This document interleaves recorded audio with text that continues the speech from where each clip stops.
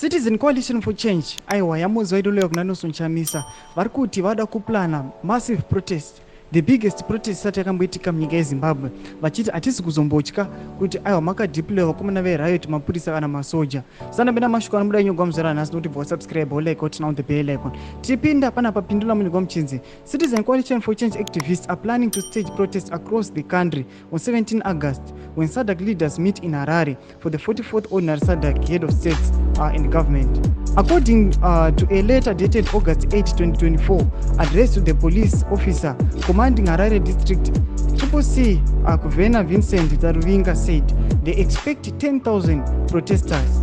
The Citizen Coalition for Change spokesperson from Mkwananzi told the Standard that the police had received some of the correspondence. Because of the nature of the regime we are dealing with, we will take every step that the law requires. Panapa tikuona from Mkwananzi varikuisa their letter nana Taruvinga kumapurisa vachiti isusu protest yedu inawana nosvika 10,000.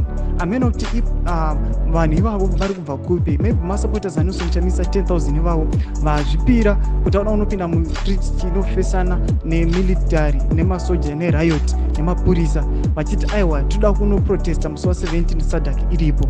Tiri kuona vari kuti toda kuisa all the required steps kana kuti all the clearances dzavaroda kuisa in place vasati vaita maprotest, but bear in mind kuti vari kuenda vachinokumbira those clearance kune vakomana the ruling party mapurisa.